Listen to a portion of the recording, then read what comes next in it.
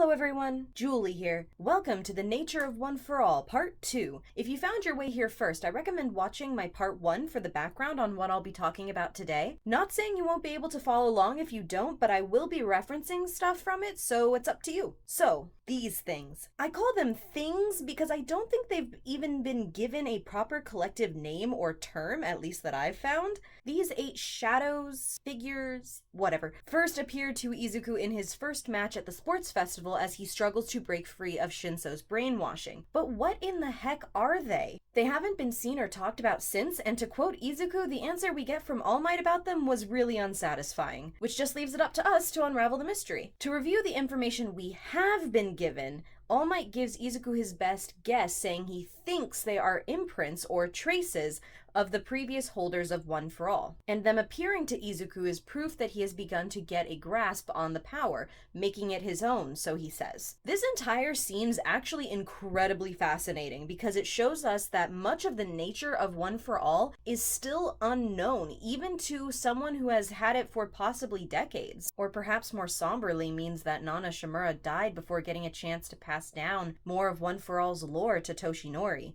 creating a break in the understanding of it that may now never be bridged. But even with so little canon info stated, that hasn't stopped the internet from theorizing. No sir. I found theories making the case that they are anything from straight up ghosts to possibly being like the past lives in Avatar, The Last Airbender, and Korra. And while I found these theories really interesting and would love to see what Horikoshi did with each of them in the story, I don't agree that that is actually what they are. I honestly think it's much simpler than that. I believe they are the physical manifestation of One for All itself. I said before that I believe that One for All is a transferable pool of life energy that is able to be accessed, added to, and passed on. That life energy then acts as a fuel source for the quirk that then the current holder turns into a usable power. And when the stockpiled energy is used, it's gone and must be stockpiled again. In essence, that is what these things are. The physical manifestation of that life energy,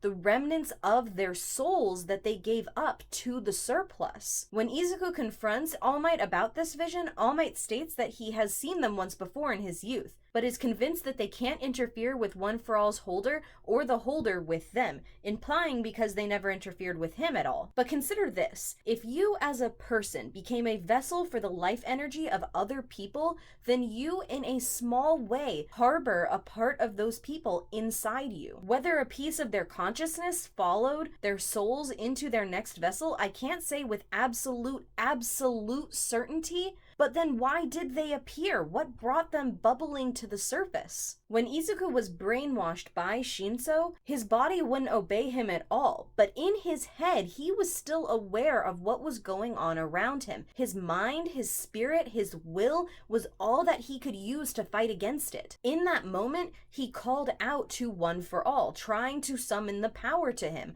or a way to break free of Shinso's hold. And in this struggle, they appeared. The quirk itself, the traces of human souls that give him this power, swam before his eyes. And then something very interesting happened. Something that brings how much they can assert themselves into question. But to examine any of that, we have to look at the 3 mediums through which we can experience this story: the English manga, the sub-anime, and the dubbed anime. I don't speak Japanese and don't know anyone who does, so I can't really examine the Japanese manga in its original state. Sorry. In all versions, Izuku fires One for All through his fingers to break the hold of Shinso's brainwashing, and the figures he saw disappear.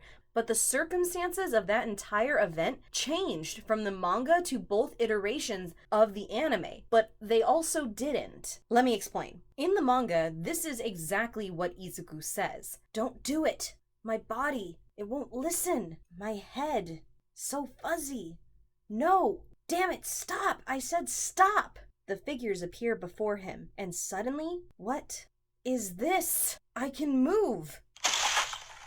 One for All fires out of his fingers, the figures disappear, and he snaps out of it, back in full control of his body. The finger was all me, but something woke me up. What was that? Who were all those people in my mind? For that 1 second, my head was clear. Were those people? Is this a sign that I'm linked by this power to the past? Did they save me?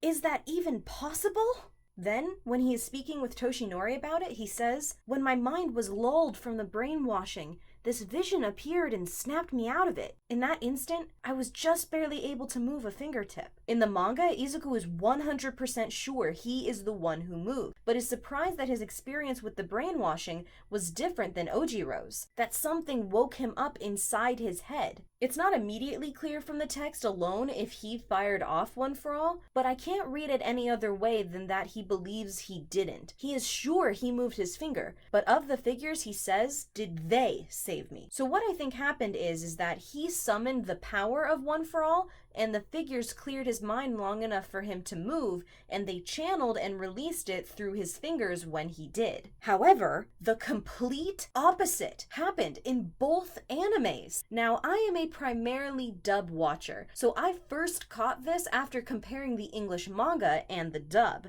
At first I thought perhaps they changed it for the anime for some significant reason, lip syncing or some such, Or more likely, that the English manga translators mangled it as they did so many other parts. The English manga sometimes, oh my god. And then it was better clarified in the anime. Now again, I don't speak Japanese, so I couldn't just go cross-reference the manga in this situation. So I went back to the sub to see if that could clarify the situation for me. I expected the sub to follow the manga script, figuring this was just some change they made for the English version. And to my very much surprise, what happened lined up with the dub almost exactly. In the dub, after Izuku breaks free of the brainwashing, he says, "I'm the one who used One for All, but I'm not the one who moved my fingers just now." And in the sub he says, "I'm the one who discharged my fingers, but I'm not the one who moved them."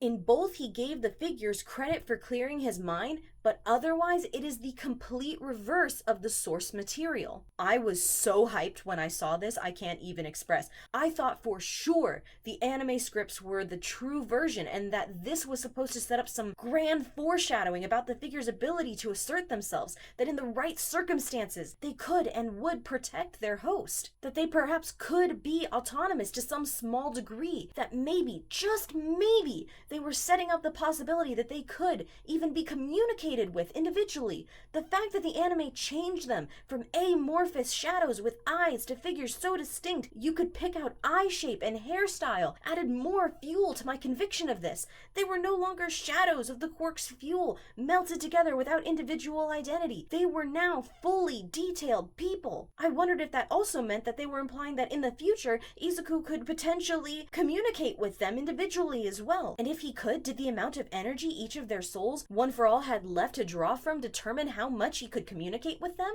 And if so, did this possibly set a time limit on how much longer Izuku could talk with the first holder of One for All, considering the fact that if you follow the pattern of how they are posed, you can see the further back you go, the older users become less distinct, which could only mean that the older energy gets used before the newer energy, leading to them becoming less distinct, because there is literally less of them in Izuku. And the first holder is incredibly amorphous compared to all of them. Did this mean that time was running out? That if the last of the first user's soul put into One for All ran out, that this priceless link to the past would disappear from inside Izuku altogether? My mind swam with all this could mean and more, and then...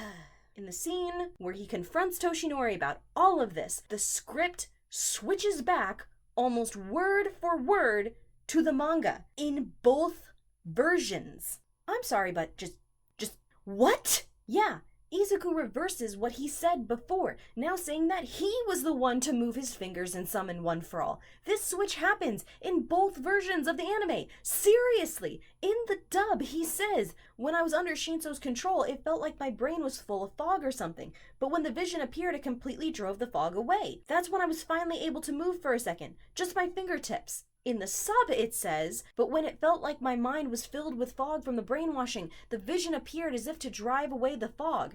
It was like I was barely able to move just my fingertips for a moment. So then which is it, Izuku?" Does this mean the changes mean nothing and were purely aesthetic? Or maybe is Izuku misremembering or changed his mind at the last second? In the moment, he was 100% sure he wasn't the one who moved his fingers, a conviction I am more wont to believe since he was so surprised by it and sure of it in the moment. But then why would he change it when he was talking to All Might? I can't find a good reason why. I mean, I know it's a strange event that will make him sound crazy if he shares that he thinks ghosts might have taken control of his body, but he is saying this to his mentor, the last person to wield this power. If anyone would know and understand and sympathize with what Izuku just went through, it would be All Might. So why the switch around all of a sudden? Does this mean the manga is the correct version that we ought to be going on? Or are we seriously to assume that the Japanese and English script writers didn't catch this mistake? I really don't think that's it.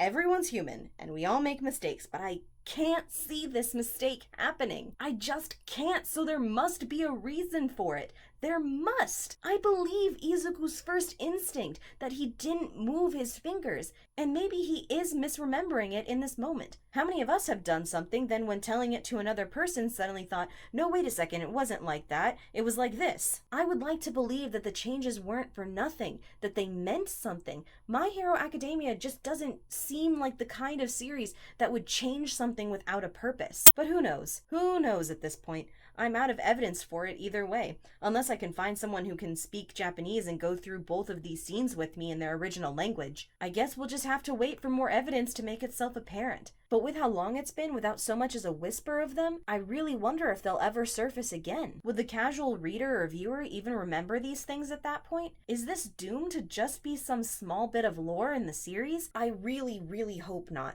These things are incredibly fascinating to me, and I'd really like to know the answer behind their mystery. I guess we'll just have to wait and see. Don't forget to like, favorite, subscribe, and tell me what you think of all of this in the comments below. I am so curious to know. Later! You know, the first draft of this script ended with me being super giddy and hyped and ecstatic about the future for these things, thinking the anime was adding an extra layer of foreshadowing and all, and now the final draft just seems to have ended on such a downer. Oh well, such is life. I will be coming back to this episode eventually to analyze it on its own later though, because it really does tell us so much about the lore and the possible histories of the characters, Toshinori in particular. Not to mention how he feels about Izuku having seen him in that vision. I also really want to talk about how and why Izuku's brainwashing was different from everyone else's experiences with it. Even when he was caught in Shinso's brainwashing after the match, Izuku still retained his sense of self and awareness. There's gotta be something to that. Man, I can't wait. It's gonna be rad. Anyway, sorry for such a long end screen. I just had to say something about it or I was gonna explode. Alright, I'll shut up now, bye.